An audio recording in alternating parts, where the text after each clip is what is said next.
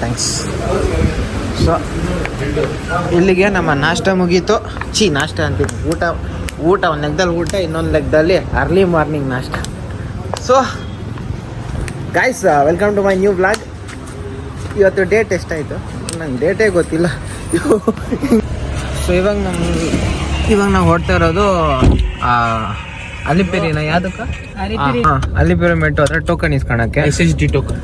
ಇವಾಗ ಕರೆಕ್ಟಾಗಿ ಟೈಮು 12:28 ಹೋಗೋಣ. ಓಕೆ, ಇವಾಗ ಗಾಡಿನಲ್ಲಿ ಬಿಟ್ಟು ಅಲಿಪೇರಿ ಮೆಟ್ರೋ ಹತ್ರ ಹೋಗ್ತಾ ಇದ್ದೀವಿ ಟಿಕೆಟ್ ತಗೊಳಕ್ಕೆ ಅಂತ. ನಾನೊಬ್ಬ ಹಿಂದ್ಗಡೆ, ಅವ್ರು 3 ಜನ ಮುಂದ್ಗಡೆ ಹೋಗ್ತಾ ಇದ್ದೀವಿ. ಆ ಕಡೆ ಆ ಸೈಡ್ ಹೋಗ್ಬೇಕು. ಅಲ್ಲೂ ಹಾಕಿದ್ದಾರೆ ವೇಟ್ ಟು ಕ್ಯೂ ಲೈನ್ ಅಂದ್ಬಿಟ್ಟು, ಕ್ಯೂ ಲೈನ್ ಅಂತ. ಹೊರಣ ಅಲ್ಲಿ ನೋಡ್ಬೇಕು, ಜನ ಇಲ್ಲೇ ಕುತ್ಕೊಂಡ್ಬಿಟ್ಟವ್ರೆ. ಈ ಕಡೆ ಆ ಕಡೆ ಎಲ್ಲ ತುಂಬ್ಕೊಂಡ್ಬಿಟ್ಟವ್ರೆ. ಮತ್ತೆ ನಾವು ಯಾವಾಗ ಹೋಗಿ ನಿಂತ್ಕೊಂಡು, ಅಲ್ಲೂ ಇರ್ತದೆ, ಆ ಮೂಲೆಯಲ್ಲೂ ಇರ್ಬೇಕು ನೋಡಿ. ಹಂಗಾದ್ರೆ ಅಲ್ಲೂ ಜನ ಇದ್ದಾರೆ. ಯಪ್ಪ, ನಾವು ಎಷ್ಟೊತ್ತಾಗುತ್ತೋ ನಿಂತ್ಕೊಂಡು ಹೋಗೋಕ್ಕೆ. ಆ ಲಾಸ್ಟಲ್ಲಿರೋ ಸ್ಟಾರ್ಟಿಂಗ್ ಪಾಯಿಂಟು, ಅಲ್ಲಿಂದ ಸ್ಟಾರ್ಟ್ ಆಗಿ ಅಲ್ಲಿವರೆಗೂ ಐತೆ. ಬರೀ 2,500 3,000 ಜನಕ್ಕೂ ಸಿಗೋದು ಅಂತ ಹೇಳ್ತಾಯಿದ್ರು ಟೋಕನ್ನು. ಯಪ್ಪ, ನೋಡ್ಬೇಕು ಬೇಗ. ಫಿಲ್ ಆಗ್ತವ್ರು ಆ ಕಡೆ. ಕಾಣಿಸ್ತಲ್ಲ, ಹೋಗ್ಬೇಕು ಆ ಕಡೆ. ಕಮಿಂಗ್ ಕಾಣಿಸ್ತಾ ಇದೆಯಲ್ಲ ಮಜಾಸ್ ಗೈಸ್. ಇಲ್ಲೇ ನುಗ್ಗಾಡ್ತವ್ರೆ ಪೊಲೀಸ್ ಒಬ್ಬರೇ ಮೇಲೆ ನಿಂತ್ಕೊಂಡವ್ರೆ.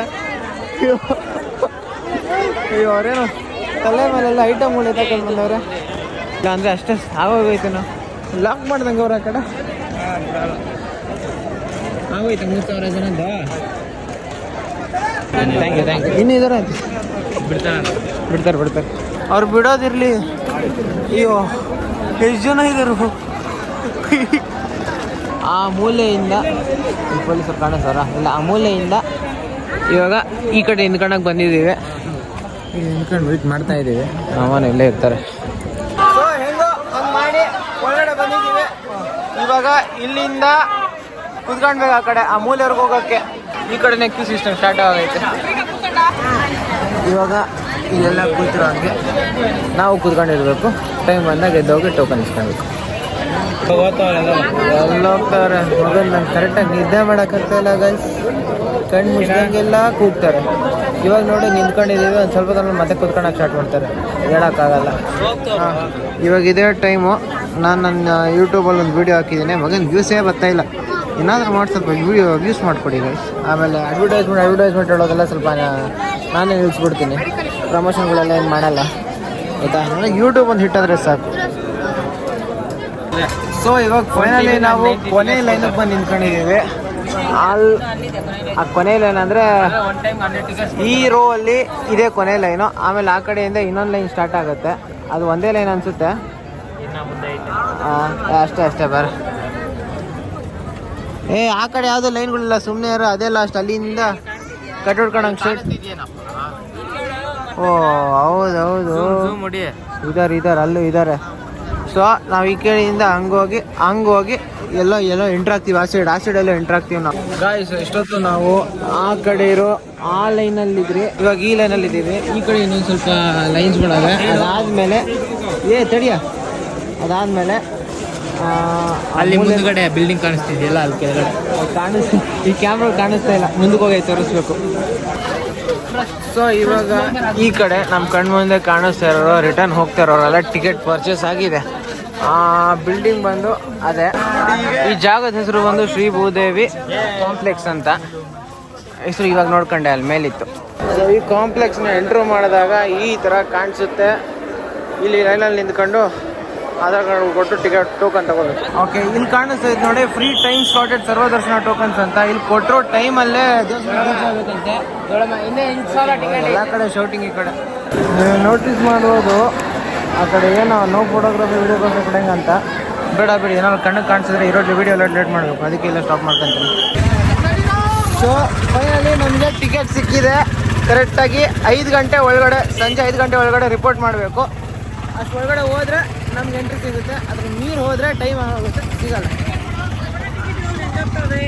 ಓಕೆ ಮಳೆ ಇಷ್ಟೊತ್ತು ಇರಲಿಲ್ಲ. ಟೋಕನ್ ತಗೊಂಡು ಈಚೆ ಬಂದಾಗ ಸ್ಟಾರ್ಟ್ ಆಯಿತು. ಕಾಣಿಸ್ತಾ ಇರಬೇಕು. ಮಗನ್ ಸ್ವಲ್ಪ ಜೋರು ಆಗ್ತಾ ಇತ್ತು. ಟೈಮ್ ಆಗ್ತಾ ಈ ಕಡೆ ನನಗೆ ಸೈಕ್ ಆಗಿದೆ. ಏನು ಗೊತ್ತಾ, ಕಾಣಿಸ್ತೈತೆ ಇಲ್ಲೋ ಗೊತ್ತಿಲ್ಲ. ಇದು ಹಾವಿದು ಗಾಡಿ ಹಚ್ಚಿರೋದು ಅನಿಸುತ್ತೆ. ಹೋಗ್ಬಿಟ್ಟೈತೆ. ಅಮ್ಮ ಕರಿತಾ ಇರ್ತಾರೆ, ಹೋಗ್ಬೇಕು. ಹಾಗೆ ನಾವು ಗಾಡಿ ಪಾರ್ಕ್ ಮಾಡಿದಾಗ ಯಾವ ಗಾಡಿನೂ ಇರಲಿಲ್ಲ. ಇವಾಗ ನೋಡಬೇಕು, ಲೈನಾಗಿ ಬಸ್ಗಳು ನಿಂತ್ಕೊಂಡವೆ.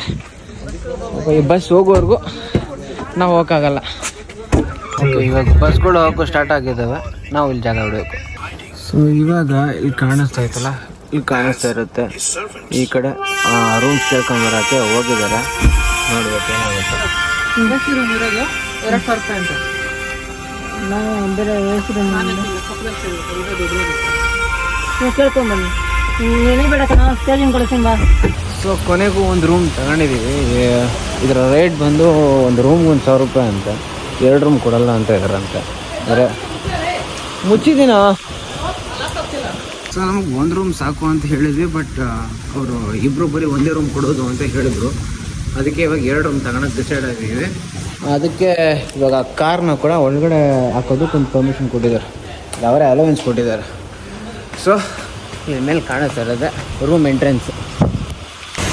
ನಾನೇನು ಒಳಗಡೆ ಹಾಕೋಕ್ಕೆ ಹೇಳೋರೆ ಅಂದ್ಕೊಂಡೆ. ಇಲ್ಲ, ಆ ಜಾಗದಿಂದ ತೆಗೆದು ಈ ಜಾಗಕ್ಕೆ ಹಾಕೋಕ್ಕೆ ಹೇಳೋರೆ. ನೀವು ಒಳಗಡೆನೇ ಹಾಕಿಲ್ಲ ಆಗ್ಲಿಂದ.